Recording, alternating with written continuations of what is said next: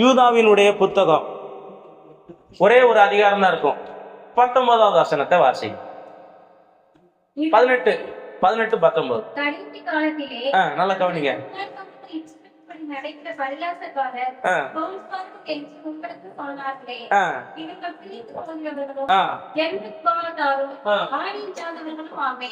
இவங்க எப்படிப்பட்டவங்களா? பிரிந்து போகிறவங்க, சென்ம சுபாவத்தார், ஆவியில. யார் அவங்க? கடைசி காலத்துல வரக்கூடிய பரியாசக்காரன். யார் சொல்லுங்க?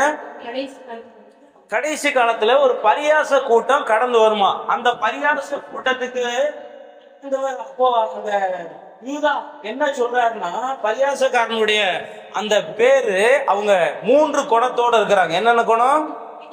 பிரிந்து போறவங்க, சென்ம சுபாவம், ஆவிலம். நல்ல அந்த வசனத்தை கவனிச்சுக்கோங்க. கடைசி காலத்துல ஒரு கூட்டம் வரும். அந்த கூட்டத்தினுடைய பேர் பரியாசக்காரங்க. அந்த பரியாசக்காரங்கன்னா யாருன்னா, இயேசுவை அறியாதவங்களை, இயேசுவை அறிந்தவங்க தான். அந்த அறிந்தவங்கள்ட்ட ஒரு 3 தீய குணங்கள் இருக்கிறது. அந்த குணத்தின் பெயர் 3 விதமா சொல்லப்படும். ஒவ்வொன்றையும் நம்ம வாசிக்கலாம். ஒவ்வொரு குணத்தினுடைய பின்பகுதியை நம்ம என்ன செய்வோம்? வாசிப்போம். முதலாவது, அவர்கள் பிரிந்து போகிறவங்க. எப்படிப்பட்டவங்களா? பிரிந்து போறவங்க. யாரை விட்டு? தேவனை விட்டு பிரிவாங்க, சபையை விட்டு பிரிவாங்க, ஊழியத்தை விட்டு பிரிவாங்க, ஆராதனை விட்டு பிரிவாங்க, அபிஷேகத்தை விட்டு என்ன செய்வாங்க? பிரிஞ்சு போயிடுவாங்க. அவங்களுக்கும் தேவனுக்கும் ஒத்து போகாது. தேவனோடு அவங்க என்ன செய்ய மாட்டாங்க?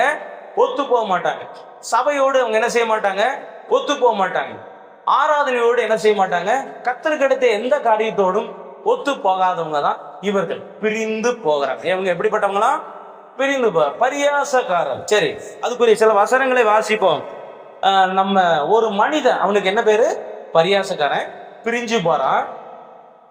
நீதிமொழிகளை வாசிட்டீங்கன்னா 18 அதிகாரம் 1 வசனத்துல, பிரிந்து போகிறவன் பிரிந்து போறான். எதுக்காக பிரிந்து போறான்? தன் இச்சையின்படி செய்ய. இப்ப நீங்க நல்லா கவனிச்சுக்கோங்க. இயேசு கிறிஸ்து ரயில் இன்ஜின், நம்மளாம் யாருங்க? பெட்டி. நல்லா தெரிஞ்சுக்கோங்க. அவர் இல்லாம நம்ம தனிப்பட்ட முறையில் அந்த பெட்டி, ஏசி பெட்டியா இருந்தாலும் சரி, first class AC, second class AC பெட்டியா இருந்தாலும், இன்ஜினோட சேர அந்த பெட்டிக்கு மதிப்பு கிடையாது. இந்த பெட்டி போய் சேர வேண்டிய இடத்துல என்ன செய்யாது? சொல்லுங்க. சேருமா? இந்த பெட்டி யாரோட இணையணும்? ஆமா, என்ஜின் ஆகிய ஏசப்பா கூட இணையணும். இந்த ஒரு பாடல் இருக்கு இல்லையா? புறப்பட போகுது வண்டி ஓட்டுன ஆவியானவர், வண்டி நடத்துன இயேசுவானவர். அந்த வண்டியோடு இணைஞ்சாதான் அது போய் சேர வேண்டிய இடத்துல சேரும். பிரிந்திருந்தால் அந்த பெட்டிக்கு மரியாதை இல்லை. அந்த பெட்டி எப்படிப்பட்ட பெட்டியா இருந்தாலும் அது போய் சேர வேண்டிய இடத்துல சேராதது போல, ஆண்டோடைய பிள்ளை இருக்கிற நாம ஆண்டோரோடு கூட என்ன செய்ய வேண்டும்? இணைந்திருக்க வேண்டும். ஏன் அநேகர் பிரிந்து போகிறாங்க? நான் சொல்றது ஆண்டுடைய வார்த்தை, சரிங்களா? நமக்கு மாத்திரமல்ல, அநேகருக்கு ஆண்டுடைய வார்த்தை என்ன செய்யுது? கடந்து போகுது. பிரிந்து போகிறவன் அப்படின்னா ஆண்டோடைய கட்டுப்பாட்டிலே இருக்க விரும்பாதவன், ஆண்டோடைய கட்டளைக்குள்ள இருக்க விரும்பாதவன். பைபிள்ல நிறைய பேர் பிரிஞ்சு போனாங்க. அவங்களுக்கு குறித்து வேதத்துல நம்ம வாசிப்போம். முதலாவது யாரு அப்படின்னா, முதலாவது இந்த நீதிமொழிகளை பார்க்கும்போது, அவன் இச்சையின்படி செய்யற விருப்பம் உள்ளவன் பிரிந்து. ஏன் பிரிந்து போறான்னா, அவன் விருப்பம்படி செய்யணும்னு விரும்புறான். ஆண்டவர் விருப்பத்தை, ஆண்டோடைய சித்தத்தை செய்ய விருப்பம் இல்லாதவன். பைபிள் என்ன சொல்லுதுன்னு பாத்தீங்கன்னா, நம்ம பைபிள்ல வாசிக்கிறோம், அந்நாட்கள்ல ஏசப்பா நம்ம மத்திய 7ஆம் அதிகாரத்துல, அந்நாட்கள் அநேகர் கர்த்தாவே கர்த்தாவே உமது நாமத்துல தீர்க்க தரிசனம் சொன்னோம், அதை செஞ்ச இதை செஞ்சோம்னு சொல்லுவாங்க. அவங்க என்ன சொல்லுவாங்க? நாங்க செய்தோம் அப்படி சொல்லுவாங்க. என்ன சொல்லுவாங்க சொல்லுங்க? பேய் ஓட்டுறது நானா ஏசப்பாவா? ஆவியானவர். நமக்கு அதுக்கு மேல சொல்ல போனா ஆவியானவர் தான் பிசாசு விரட்டுறாரு, ஆவியானவர் தான் சுகமாக்குறாரு, ஆவியானவர் தான் அற்புதம் செய்கிறார். இது ஆவியானவர் செய்கிறத நான் செய்தேன் என்று என்ன செய்யக்கூடாது? சொல்லலாமா? சொல்லக்கூடாது. ஏன் அப்படின்னா, நாம ஒரு சாதாரண மனிதர்கள், நமக்கு எந்த விதமான ஒன்று மேன்மையே இல்லை. செத்து போனா 1 நாள் 2 நாள் அப்புறம் நாற்றம் எடுக்கும். அப்போ நம்ம ஒன்றுமே இல்லாத நாம ஆண்டருக்கு முன்னாடி பெருமை பாராட்ட ஒன்றுமே இல்ல. அப்போ ஆண்டவருடைய வல்லமையினால கிருபினாலதான் நம்ம வாழ்றோம். அந்த வல்லமையினால கிருபினாலதான் எல்லா தீமைகளையும் ஆண்டவர் என்ன செய்யறார்? அழிக்கிறார். அல்லேலூயா. இப்படி ஒரு மனுஷன் தேவனோடு கூட இருந்தால் மாத்திரம்தான் அவன் தேவனுடைய சித்தத்தை செய்வான். இருக்க விருப்பம் இல்லாதவன் தான் பிரிந்து தான் விருப்பப்படி செய்யறான். அதுதான் அந்த கூட்டம். எந்த கூட்டம்? மத்திய 7ஆம் அதிகாரத்தில் இருக்கிற கூட்டம். அந்த கூட்டம் சொல்லுது, அவங்க விருப்பப்படி போயிட்டு சொல்லுது, நாங்க அதை செஞ்சோம் இதை செஞ்சோம் அப்படின்னு சொல்லும் போது ஆண்டவர் சொல்லாரு, நீங்க யாருன்னு எனக்கு தெரியாது, உங்களை அறியே நீங்களை எவ்விடத்தாரோ அப்படின்னு என்ன செய்யறாரு சொல்லுகிறார். அதனால நாம ஒரு கட்டுப்பாட்டில் இருந்தே ஆக வேண்டும். சொல்லுங்க, என்ன சொல்லுங்க? சொல்லுங்க. ஒரு கட்டுப்பாட்டில் இருந்தான். எந்த கட்டும் இல்லாதவர்களுக்கு தான் பைபிள் சொல்லுது தன் இச்சையின்படி செய்ய என்ன செய்யறான்? பிரிந்து போகிறான். அப்போ இந்த கடைசி காலத்துல தேவனை விட்டு ஆண்டவருக்கு அடுத்த காரியத்தை விட்டு நிறைய மக்கள் என்ன செய்வாங்க? பிரிந்து போவாங்க. சீசர்கள் இருந்தாங்க. எலியாவுக்கு தண்ணீர் வார்த்தை. எப்படி சொல்லுங்க? எலியாவின் கைகளுக்கு தண்ணீர் வார்த்தை சொல்லும்போது கேவலமா சொல்றாங்க. அந்த எலியாவுக்கு தண்ணி வார்த்தை தண்ணி ஊத்திக்கிட்டு தானப்பா அப்படின்னு சொல்றாங்க. மோசைக்கு பணிவிடைக்காரன் யோசுவா. சொல்லுங்க, மோசைக்கு அவங்களுக்கு என்ன மேன்மை வந்தது? பெரிய மேன்மை என்ன செஞ்சது? இதுதான் ரகசியம். இந்த ரகசியத்தை நிறைய நேரத்துல மனிதர்கள் ஆண்டோடைய பிள்ளைகள் என்ன செய்ய மாட்டேங்கன்னா தெரிந்து கொள்ள மாட்டேங்க. ஐயோ இந்த பாஸ்ட்டு போட பிடிச்சி உட்கார வைப்பாராப்பா. இல்ல, அது உருவாக்குதல். அது பேர் என்ன பேரு? உருவாக்குதல். அல்லேலூயா. ஒரு கூட்டம் நம்ம ஒருத்தரை கூட சோட்ட கிடையாது, அப்படி ஆண்டவர் உருவாக்கினார். ஆமென். அல்லேலூயா. அப்படி அப்படியே அமைதியா இருக்க உருவாக்கப்படும். என்ன செய்யணும்? உருவாக்கப்படும். அப்படி நம்ம அதுதான் ஆண்டவர் விரும்புகிறது. உருவாக விரும்பாதவங்க கொஞ்சம் ஒரு பலன் வந்தோம்னா தடதடன்னு பாத்தீங்கன்னா ஒன்று பண்ணலாம் போயிடும். இந்த என்ன சொல்லுவாங்க பழமொழி, நிறகுடம் தளம்பாது, குறை கூட என்ன செய்யும்? கூத்தாடு அப்படின்னு சொல்லுவாங்க. எதுக்குன்னா இந்த ரகசியம் சபையில. சரி, இப்ப கடைசி காலத்துல வர்றாங்க. இந்த கூட்டம் இப்படிப்பட்ட இது பாத்துக்கோங்க. இதுல விசுவாசி இருக்காங்க, ஊழியக்காரர் இருக்காங்க, எல்லா ஆண்டுடைய பிள்ளைங்க நிறைய இதுல கலந்துருப்பாங்க. இதுல இந்த பரியாசக்கார கூட்டத்துல அவங்க எப்படிப்பட்டவங்க? பிரிந்து போறவங்க. ஒரு வசனம் 1 யோவான் 2ஆம் அதிகாரம் 19வது வசனம். இதை குறித்து இதுக்கு அடுத்த காரியங்கள் வாசிங்க. 1 யோவான் 2ஆம் அதிகாரம் 19வது வசனம். நம்முடையவர்களாய் இல்லை என்பதற்கு அடையாளம் தான் என்ன செஞ்சாங்கன்னா பிரிந்து போனாங்க. எதுக்காக சிலர் பிரிகிறாங்கன்னா இவங்க பரலோக கூட்டம் கிடையாது. சொல்லுங்க, இவங்க ஒண்ணு இச்சையின்படி செய்யறவன் ஆண்டவருக்குள்ள இருக்க மாட்டான், சபையில அடங்கி இருக்க மாட்டாங்க. ரெண்டாவது, இவங்க ஆண்டவருடைய பிள்ளையே கிடையாது. இவங்க வேற ஒரு கூட்டத்தை சேர்ந்தவங்க, வேற ஒரு அசுத்த ஆவியில, வேற ஒரு கூட்டத்துல, வேற ஒரு ஆவினால நடத்தப்படுறவங்க. அதுக்காகத்தான் பிரிஞ்சு வராங்க. யார் சொல்லுகிறா? யோவான் சொல்லுகிறார். மூணாவது ஒருத்தர் சொல்லுவார் பாருங்க. யாரு? தீமோத்தேயு சொல்லுவார் பாருங்க. தீமோத்தேயு 2 தீமோத்தேயு 4ஆம் அதிகாரம் 10ஆம் வசனத்துல ஒருத்தர் பிரிஞ்சு போறாரு. எதுக்காக பிரிஞ்சு போறாரு பாருங்க. 2 தீமோத்தேயு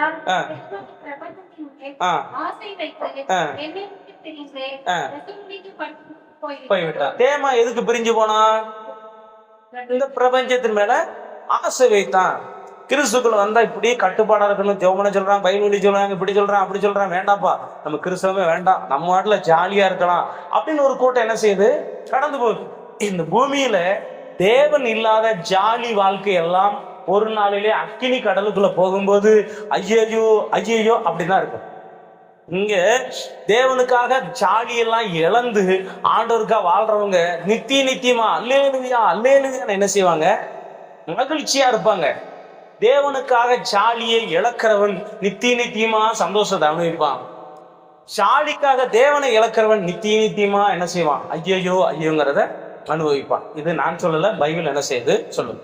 ஒருத்தன் சுய இச்சையின்படி செய்ய போறான், ஒருத்தன் என்னது எதுக்காக பிரிஞ்சு வரான்? இது நம்ம கூட்டமே கிடையாது, பரலோக கூட்டம் கிடையாது. நம்ம கூட்டம்னா என்னது? பரலோக கூட்டம் கிடையாதுன்னு ஒரு கூட்டம் பிரிஞ்சு போகுது. இன்னொரு கூட்டம் பிரிஞ்சு போகுது எதுக்குன்னா உலகத்தின் மேல ஆசை வைத்து. எது மேல சொல்லுங்க? உலகத்தின் மேல ஆசை. உலகத்துல இருக்கிற எல்லா காரியத்தையும் அனுபவிக்கக்கூடிய ஆசையை வச்சுட்டு ஒரு கூட்டம் பிரிஞ்சு போகுது. இன்னொரு கூட்டம் எதுக்கு பிரிஞ்சு போகுது? 1 கொரிந்தியர் 7ஆம் அதிகாரம் 15வது வசனம்.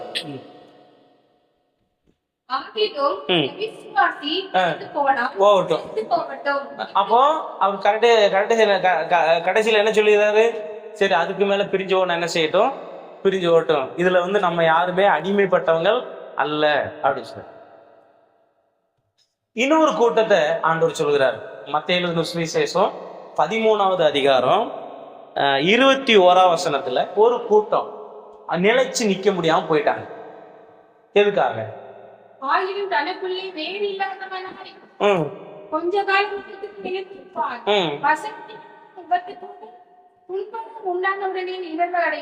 இப்ப ஒருத்தன் உறுதியாக நிக்க முடியல. என்ன செய்ய முடியல சொல்லுங்க?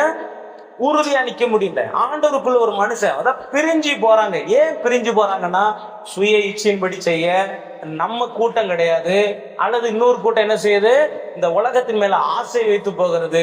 இப்படி ஒரு கூட்டத்தை பிரிந்து போகிறதை பார்க்கிறோம். அத கடைசி காலத்துல இந்த மாதிரியான விசுவாசிகள் இருப்பாங்க, ஊழியக்காரங்க இருப்பாங்கன்னு சொல்லிட்டு பைபிள்ல வாசிக்கிறோம். இந்த கூட்டத்துல நாம என்ன செய்யக்கூடாது, இருக்கக்கூடாது. அவர் அல்லேலூயா சொல்லுங்க அப்போ. அல்லேலூயா. இந்த கூட்டத்துல நாம என்ன செய்யக்கூடாது, இருக்கக்கூடாது. சரியா? அப்புறம் ஏசப்பா சொல்றாரு, ஏன் இப்படி நிறைய பேர் நிலைச்சு நிக்காம போறாங்கன்னா, ஒருத்தன் கிறிஸ்துக்குள்ள வர்றான், வந்த உடனே சந்தோஷமா ஏத்துக்கிட்டான். ஆனா ஒரு சில பிரச்சனை போராட்டம் வந்து அது எதுக்காக ஆண்டவர் நிக்கிறாங்களா நிக்கலையான்னு சொல்லி டெஸ்ட் பண்றாரு. என்னைக்கும் வந்து டெஸ்ட் இருக்கா இல்லைங்களா? இப்ப நம்ம நகை போட்டிருக்கோம், ரொம்ப அழுக்காயிருச்சுன்னா என்ன செய்யணும்? அக்கினிக்குள்ள போட்டுதான் என்ன செய்யணும், எடுக்கணும். ஏன்னா அந்த சில அழுக்குகள் வந்து சோப்புல போகாது, அக்கினிக்கு தான் என்ன செய்யும், போகும். எதுக்கா உள்ள அக்கினிக்குள்ள போடுறாங்கன்னா, அந்த அந்த அந்த கரையில் என்ன செய்யட்டும், போகட்டும் சொல்லி உடனே ஐயோ ஒரு சோதனையே சொல்லிட்டு நிக்காம போயிடுறாங்க. நல்ல நிலத்தில் விழுந்தவங்க நிலைச்சு நிக்கிறாங்க. என்ன செய்யறாங்க? ஆண்டவரோடு இணைந்து இருக்கிறாங்க. அவங்களுக்கு சோதனை இருக்கு, வேதனை இருக்கு, துன்பம் இருக்கு, எல்லாம் இருக்கு. ஆனால் அதன் மத்தியில அவங்க என்ன செய்யறாங்க சொல்லுங்க? எல்லாம் போயிடும். இங்க போயிட்டா எல்லாமே மாட்டும். நல்ல நிலத்தில் விழுந்தவங்க பொறுமையா இருக்கிறாங்க. அவங்களுக்கு எத்தனையோ பிரச்சனை வந்துச்சு, எல்லாம் தூக்கி போட்டு கர்த்தருக்காக நின்னாங்க. நம்ம பிரிந்து போக கூடாது. சொல்லுங்க, என்ன செய்யக்கூடாது? இவங்க பிரிந்து போறவங்க கடைசி காலத்துல பரியாச கூட்டம். கர்த்தருடைய வார்த்தை எல்லாருக்கும் போகுது. கர்த்தர் ஆசீர்வதிக்கட்டும். அல்லேலூயா. சரியான தேவனோடு கூட சரியான ஒரு ஐக்கியம் இருந்தால் அவன் பிரிஞ்சு போக மாட்டான். இரண்டாவது, சபையோடு ஊழியக்காரோடு நல்ல ஐக்கியம் இருந்தால் அவன் பிரிந்து போக மாட்டான். மூன்றாவது, சக விசுவாசிகளோடு நீங்க அவங்க வீட்டுல போய் சாப்பிடணும், உங்க வீட்டுல அவங்க சாப்பிடணுங்கிற அவசியம் இல்லை. அவங்களுக்காக நீங்க ஜெபம் பண்ணுங்க, அவங்க உங்களுக்காக ஜெபம் பண்ணட்டும். ஆமென். அல்லேலூயா. ஒருத்தர் சாட்சி சொல்றாங்க அல்லது ஒருத்தர் ஒரு பாரத்தை சொல்றாங்கன்னா, உங்க வீட்டு பாரமா உங்க பாரமா நீங்க நினைச்சு ஜெபம் பண்ணீங்கன்னா அதுதான் உண்மையான ஆவிக்குரிய ஐக்கியம். அல்லேலூயா. இந்த ஐக்கியம் இருக்கிறவர்களை அவங்க என்ன செய்வாங்கன்னா, அவங்க பிரிஞ்சு போக மாட்டாங்க. ஆண்டவரோடு கூட என்ன செய்வாங்க, இருப்பாங்க, நிலைத்து இருப்பாங்க, கனி கொடுப்பாங்க. நிறைய பேருக்கு ஆசீர்வாதமான பாத்திரமாக இருப்பாங்க. நீங்களும் நம்ம எல்லாரும் அப்படிப்பட்டவங்களா மாறுவதற்கு தேவன் உதவிச்சு வராங்க. அல்லேலூயா. 1 யோவான்ல பவுல் அந்த அப்போஸ்தலன் யோவான் சொல்றாரு, 1 யோவான்ல சொல்றது என்ன சொல்றாருன்னா, எங்களுடைய ஐக்கியம் பிதாவோடும் அவருடைய குமாரன் இயேசுவோடு என்ன செய்கிறது இருக்கு. 1 யோவான் 1:3 எங்களுடைய ஐக்கியம், யாருடைய ஐக்கியம்? யோவான் சொல்றாரு, எங்களுடைய ஐக்கியம் பிதாவோடும் அவருடைய குமாரனாகிய இயேசுவோடும் இருக்கிறது. இன்னைக்கு நம்ம தேவனோடும் அவருடைய சபையோடும் அவருடைய ஊழியக்காரரோடும் அவருடைய சக விசுவாசிகளோடும் நல்ல ஆவிக்குரிய ஐக்கியம் இருந்தால் கண்டிப்பா பிரிந்து போக மாட்டாங்க. உறுதியாக என்ன செய்வாங்க, நிலைத்து நிற்பாங்க. இரண்டாவது கூட்டம் என்ன கூட்டம்? சென்ம சுபாவம். இது தயவு செய்து நீங்கள் புரிந்து கொள்ளணும். தயவு செய்து யாரும் இந்த சென்ம சுபாவத்துக்காக ஜெபம் பண்ணாம இருக்காதீங்க. 1 கொரிந்தியர் 2ஆம் அதிகாரம் 14வது வசனம். 1 கொரிந்தியர் 2:14 என்ன சொல்லிருக்கு பாருங்க. சென்ம சுபாவமான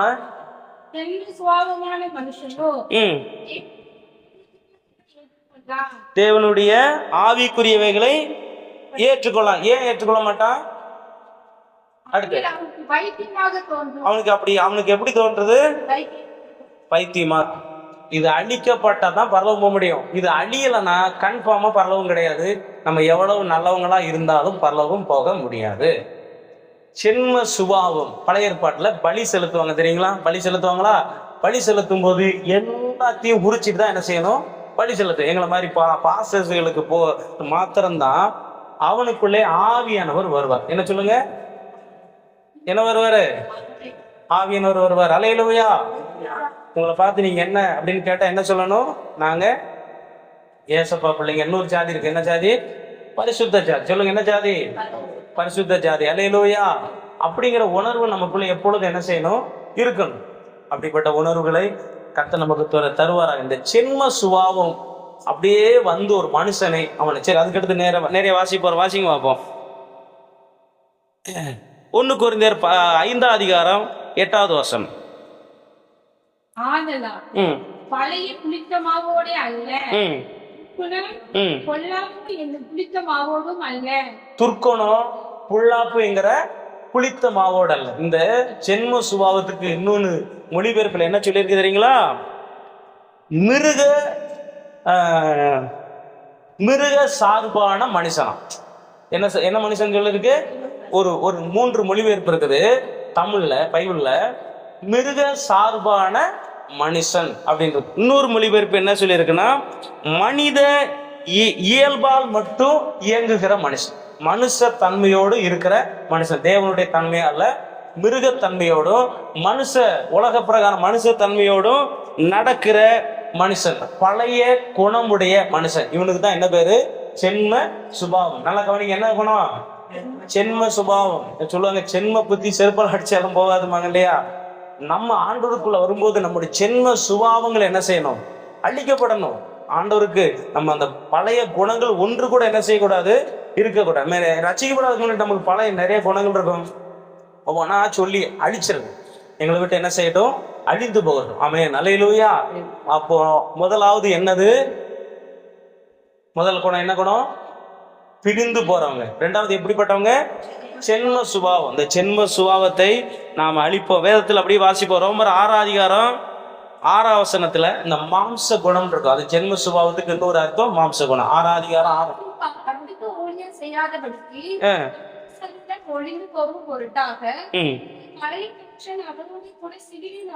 பழைய மனுஷனை நம்ம அடிச்சு ஆண்டவர்கிட்ட என்ன செய்யணும்? ஆண்டவரே என்னை பழைய மனுஷனை சிலுவையில் என்ன செய்யுங்க? அடிச்சு. அது எதுக்கா பவுல் சொல்றாரு? நான் சிலுவையில் அறையப்பட்டுக்கிறேன் அப்படிங்கிறாருன்னா, நான் ஆண்டவர் அந்த சிலுவையில் அறையப்பட்ட மனுஷன் அவனுக்கு மைண்டு ஃபுல்லாவே பரலோகத்தை பற்றி தான் இருக்கும். வேற எந்த ஒரு எண்ணங்கள் என்ன செய்யாது, வராது அப்படிங்கிற. இதெல்லாம் நம்ம டெய்லி சோமன் ஆண்டவரே என் பழைய குணம். இப்ப நமக்கு இயற்கையாக ஒரு குணம் இருக்கும். இப்ப நான் எனக்கு உதாரணம் சொல்றேன்னு வச்சுக்கோங்க. ரொம்ப கோபம் வந்தா ரொம்ப கோபம் வரும்னு வச்சுக்கோங்களேன். அந்த கோபத்தினால என்னுடைய ஆவிக்குறி வாழ்க்கை என்ன செஞ்சிடக்கூடாது? பாதித்து விடக்கூடாது. கோபத்தினால எதையாவது ஒண்ணு செய்வாங்க, அது நிறைய பேர் என்ன செஞ்சிடும்? பாதிச்சிடும். அதை அழிக்கும்படி நாம என்ன செய்யணும்? ஜெபம். ஆமென், அல்லேலூயா. வசனம் என்ன சொல்லுது? கோபம் கொண்டாலும் என்ன செய்யாதீங்க? பாவம் செய்ய. அப்ப அந்த கோபம், அதாவது ஒரு உதாரணம், அது எனக்கு பழைய குணம்னு வச்சுக்கோங்க. அதை அழிக்கும்படி என்ன செய்யணும்? இந்த கோபத்தினால நானும் பாதிக்கப்படக்கூடாது, மற்றவங்களை என்ன செஞ்சிடக்கூடாது? பாதிப்பாயிடக்கூடாது. அப்படி நம்ம ஜெபம் பண்ணும் போது அந்த பழைய சுபாவம் நம்மளை விட்டு என்ன செஞ்சிடும்? அழிந்து போகும். அல்லேலூயா சொல்லுவோமா? அல்லேலூயா. பழைய குணம் ஒவ்வொரு குணமா இருக்கும், அது எல்லாம் அழிஞ்சு பெறணும். அதுக்கு நம்ம ஜெபம் பண்ணணும். ரெண்டாவது, அதுக்கு தான் மாம்ச குணம்னு சொல்லிட்டு பவுல் சொல்லுகிறார். இன்னொரு வசனம் எபேசியர் 4ஆம் அதிகாரம் 22ஆம் வசனத்துல,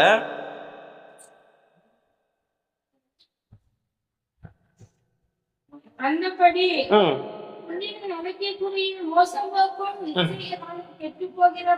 கெட்டு போகிற பழைய மனுஷன், அந்த ஜென்ம மனுஷனை என்ன செய்யுங்க? களைந்து போடுங்க. ஒரு அல்லேலூயா சொல்லுங்க பாப்போம். அல்லேலூயா. கெட்டு போகிற அந்த பழைய மனுஷன் என்ன செஞ்சிருங்க?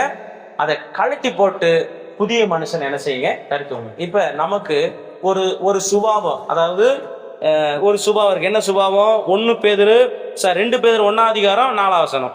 ஒரு சுபாவம் இருக்கு. 2 பேதுரு 4ஆம் அதிகாரம் 1ஆம் அதிகாரம் 4ஆம் வசனம். 2 பேதுரு 1:4. தப்பு. திவ்ய சுபாவத்துக்கு பங்குள்ளவர்கள் ஆகும் பொருட்டு. ஒரு அல்லேலூயா சொல்லுங்க பாப்போம். அல்லேலூயா. என்ன சுபாவம்? திவ்ய சுபாவம். பரலோகத்துக்குரிய சுபாவத்தினால கர்த்தர் எங்களை என்ன செய்வாராக? நிரப்புவாராக. பரலோகத்துக்குரிய சுபாவம், பரலோகத்துக்குரிய குணத்தினால் ஜென்ம சுபாவம் அழிக்கப்படட்டும். முதலாவது அவருக்கு பிரிந்து போறவங்க, ரெண்டாவது ஜென்ம சுபாவம் உள்ளவங்க, மூணாவது ஆவி இல்லாதவங்க. பழைய ஏற்பாட்டுல ஒரு சாட்சியை பாருங்க. ரூத்து புத்தகத்துல எடுங்களேன். ரூத்து புத்தகம் 1 சாமுவேலுக்கு முன்னாடி ரூத்து புத்தகம், அந்த புத்தகத்துல 3ஆம் அதிகாரம் 10ஆம் வசனத்துல இந்த ரூத்தை குறித்து போவாஸ் சொல்லுவார் பாருங்க. பண்ணுவாயாக. ம் நீ தரித்திரரும் ம் ஐஸ்வர்யவான்களுமான வாழ்வர்களின் பிறகே போகாததினால் ம் உன்னின் தற்புறத்தை பார்க்கிறோம். ம் கர்த்தர் உத்தமமாய் இரு. ஆமென். ஒரு அலையில சொல்லுங்க பார்ப்போம். அல்லேலூயா. முந்தின குணத்தை விட இப்ப நல்ல குணம். இப்ப பாருங்க, முன்னாடி நம்ம ஒரு நல்ல குணமா இருக்கிறோம். கிறிஸ்துக்குள்ள வந்து இன்னும் நல்ல குணம். இன்னும் சொல்லுங்க, இன்னும் நான் நல்ல குணமா மாறிக்கிட்டு இருக்கேன் அப்படி சொல்லணும். முன்னாடி விட இப்ப நான் ரொம்ப மோசமாயிட்டேன்னு சொல்லக்கூடாது. முன்னாடி விட இப்ப நான் இன்னும் நல்ல பையன். ஆமென். அல்லேலூயா.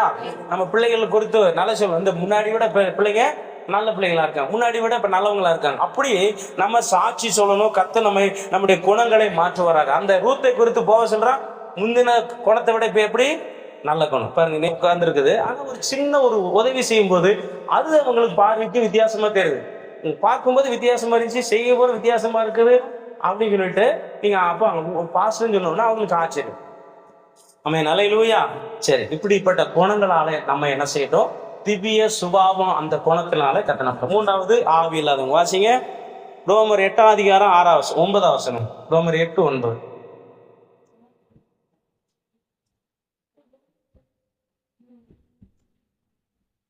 மாம்சத்துக்கு உட்பட்டவர்கள் ம் தேவனுக்கு இருக்க மாட்டார்கள். ஆ தேவனுடைய ஆவி உங்களில் வாசமாய் இருந்தால் ஆ நீங்கள் மாம்சத்துக்கு உட்பட்டவர்களாய் இராமல் ஆ இப்ப நல்லா கவனிங்க. இது என்ன சொல்லி இருக்குதுன்னா, நம்ம மூன்றாவது ஆவி இல்லாத ஒரு கூட்டம். நல்லா கவனிச்சுக்கோங்க. நமக்குள்ள என்ன ஆவி வரணும் சொல்லுங்க. இப்ப நம்ம சரீரம் இருக்கு இல்லையா, இப்ப என்ன பாருங்களேன், என் சரீரம் இருக்கு. இப்ப நான் ஏன் சபாவுக்குள்ள வர்றதுக்கு முன்னாடி என் சரீரத்தில் என்னென்ன இருக்கும், பாவம் இருக்கும். அடுத்து என்ன இருக்கும், சாபம். அப்புறம் என்னது, மரணம். சொல்லுங்க, என்னது, மரணம். இந்த பாவம், இந்த சாபம், இந்த மரணம், அதோடு கூட தான் உள்ள எல்லாமே கலந்துருக்கு. சென்முசுவம் அதெல்லாம் இருக்கு. இப்ப ஏசப்பா தம்முடைய ரத்தத்தை வச்சு நம்ம மேல ஊற்றுன உடனே எல்லா பாவங்களும் என்ன செய்வது, நல்லா கவனிங்க, பாவம் என்ன செய்யப்படுது, அப்படி கழுவி மன்னிக்கப்படுது. அடுத்து சாபம் போகணும். சாபத்துக்கு என்ன செய்யணும், நான் தொடர்ந்து ஏசப்பா ஏத்துக்கிட்டு வந்து ஆண்டவரே எனக்கு சாபத்தை உடைங்க அடிங்கன்னு ஜெபம் பண்ணும்போது சாபத்தை என்ன செய்யறாரு, உடைக்கிறார். நான் கொஞ்சம் என்ன செய்யறேன், ஞானஸ்நானம் எடுத்துட்டேன். இப்ப பரிசுத்த ஆவியானவர் எனக்குள்ள வர்றாரு, ஏன்னா வல்லமையினால நிரப்பப்படும் போது எனக்குள்ள இருக்கிற பாவம் போயிருது, சாபம் போயிருது. அடுத்து என்ன போயிருது, மரணம். சொல்லுங்க, என்னது, மரணம். மரணம் போன பிறகு எனக்குள்ள பரிசுத்த ஆவி வந்துடுறாரா, அவர் வந்த உடனே அவர் குணத்தை என் மேல என்ன செய்யறாரு, வைக்கிறார். எனக்குள்ள வச்சு என்னை அவரை போல என்ன செய்யறாரு, உருவாக்குகிறார். அவர் அலையில சொல்லுங்க அப்போ, அல்லேலூயா. நான் இப்போ வந்து உலகத்துல இருக்கும்போது செத்து போன மனுஷன், இப்ப நான் ஏசப்பாவுக்குள்ள வந்த உடனே நான் உயிர் உள்ள மனுஷன். அல்லேலூயா. பரலோகம் போறவங்க எப்படிப்பட்டவங்க போகணும், உயிர் உள்ளவங்க தான் என்ன செய்ய முடியும், பரலோகம் போக முடியும். ஆனா நானு ஆவியானவர் எனக்குள்ள வந்த உடனே நான் செத்து போன வாழ்க்கை இப்போ உயிர் உள்ள வாழ்க்கையா மாறிச்சு. இன்னொரு வசனம் என்ன சொல்லுது, ஆவி இல்லாத சரீரம். யாக்கோவுல வாசிக்கிறோம் 2:26 வசனத்துல, ஆவி இல்லாத சரீரம் செத்ததா இருக்கிறது. சரி, எசேக்கியேல் 37 அதிகாரம் எடுத்துக்கோங்க, அதோட நம்ம முடிச்சிடும். எசேக்கியேல் 37 5 வசனம் 10 வசனம் வாசி. ஆண்டவர் எலும்புகளை நோக்கி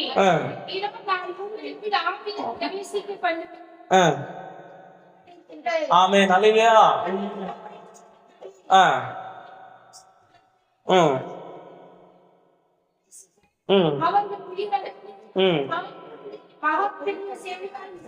சரி, ஆவி வந்தா என்ன நடக்குன்னு நிறைய ஒரு லிஸ்ட் இருக்குது. அந்த வசனத்தை நான் சொல்லியிருந்தேன், அது ரெக்கார்ட் ஆகுதுனால சொல்லுவேன்னா. மத்திய 18:12, ரோமர் 8:13 வசனம், 15:15, எபேசியர் 3:16. இந்த வசனங்களில் பரிசுத்த ஆவி உள்ள வந்தா என்ன நடக்கும். இப்ப ஒரே வசனம், இப்ப நம்ம செத்து போன வாழ்க்கையை பரிசுத்த ஆவி வரும்போது இந்த வாழ்க்கை என்ன செய்யுது, உயிரடையுது. நல்லா கவனிச்சுக்கோங்க. நம்ம ஏசப்பாவுக்குள்ள பரிசுத்த ஆவி நமக்குள்ள வர்ற வரைக்கும் நம்ம எப்படிப்பட்ட மனுஷன், செத்த மனுஷன். சரிங்களா. அந்த எசேக்கியேல் போறாரு, எலும்புகள் காஞ்சி கிடக்கு. இந்த எலும்புகளை பார்த்து உயிரடையுமான்னு கேட்கிறாரு ஆண்டவர். இவரு சொல்றாரு, ஆண்டவர் உமக்கு தான் தெரியும், எனக்கு என்ன தெரியுமா. சரி, நான் சொல்றதை சொல்றேன், பிரசங்கம் அது தீர்க்க சொல்ல. எலும்புகளே கேள் அப்படின்னு பேச பேச அப்படியே ஒரு இறைச்சல், அப்படியே எலும்புகள் அந்தந்த எலும்புகளோடு சேர்ந்து அப்படி எலும்பு கூட கிடக்குது. அப்படியே மேல பார்த்தா என்ன செய்யுது, நரம்புகள் வருது, அப்புறம் தசைகள் சதை வருது, அப்புறம் தோல்னால முடி இப்ப பிணவா கிடக்கு. என்ன ஆண்டவரே, அப்படி மறுபடியும் கேட்கிற ஆண்டவரே, இந்த பிணம் உயிரடையுமா, உமக்கே தெரியும், மறுபடியும் சொல்லுங்க. மறுபடியும் சொல்லிக்கிட்டே இருக்கிற, சொல்ல சொல்ல அந்த பிணமானது இப்பொழுது என்ன செய்யுது, அதுக்கிட்ட என்ன உடம்புல என்னென்ன வருது, அதுக்குரிய ட்ரெஸ் வருது, போர் வீரர்கள் ட்ரெஸ் எல்லாம் வந்து இப்ப எலும்பி சேனையா என்ன செய்யறாங்க, நிக்கிறாங்க. ஒரு ஆளில சொல்லுங்க பாப்போம். அல்லேலூயா. நம்மளும் சேனையாக என்ன செய்யணும், எழும்பணும். சேனையாக எழும்பி இந்த தேசத்தை கர்த்தருக்கு சொந்தமா என்ன செய்யணும், எல்லா ஜனங்களுக்கும் அந்த ரட்சிப்பின் சுவிசேஷம் சத்தியத்தை நம்ம போதிக்க வேண்டியது நம்ம இருந்து போகணும். இப்ப மூணாவது காரியம், ஆவி இல்லாதவங்க, பரிசுத்தாவி பெறாதவங்க தயவு செய்து பெற்றுக்கொள்ளுங்க. அழுங்க, கண்ணீர் விடுங்க. என் கையிலும் கிடையாது, நம்ம யார் கையிலும் கிடையாது. பரிசுத்த ஆவியானவரை இறக்கம் செய்து நம்மளை என்ன செய்ய வேண்டும், நிரப்பணும். எல்லாரும் கண்களை மூடி ஜெபம் பண்ணுமா. ஏசப்பா, என் வாழ்க்கை இந்த கடைசி காலத்துல இருக்கிற பரியாசக்காரர்கள் ஒரு கூட்டம் வருவாங்க. அவங்க எப்படிப்பட்டவங்கன்னு பைபிள் சொல்லுது. அவங்க பிரிந்து போகிறவங்க, ஜென்ம சுபாவம் உள்ளவன், ஆவி இல்லாதவங்க சொல்லிட்டு இருக்குது. அந்த கூட்டத்துல நான் இருக்கக்கூடாது ஆண்டவரே. ஆண்டவரே சோத்திரம் சோத்திரம் சோத்திரம் சோத்திரம். பிரியக்கூடாது. உம்மோடு நான் இணைந்திருக்கணும், உம்மோடு இணைந்திருக்கணும். ரெண்டாவது, ஆண்டவரே சோத்திரம், ஜென்ம சுபாவம் இருக்கக்கூடாது, ஆவிக்குரிய சுபாவம் இருக்க வேண்டும். அடுத்து ஆண்டவரே சோத்திரம், அடுத்து நான் பைபிளை வாசிக்கும் போது என்ன சொல்லி வாசிக்கிறோம், ஆவி இல்லாதவர்கள் சொல்லி. பரிசுத்த ஆவியை பெறாதவங்களா இருக்கக்கூடாது, பரிசுத்த ஆவியை பெற்றவங்களா இருக்க வேண்டும். ஆண்டவனுக்கு இறக்க செய்யப்படி எல்லாரும் கத்திரி சோதரிக்கலாமா. சோத்திரம் சோத்திரம் சோத்திரம் சோத்திரம். பரிசுத்த ஆவியானவர் எனக்குள்ளே வாரும், எனக்குள்ளே வாரும். ஆவியானவர் எனக்கு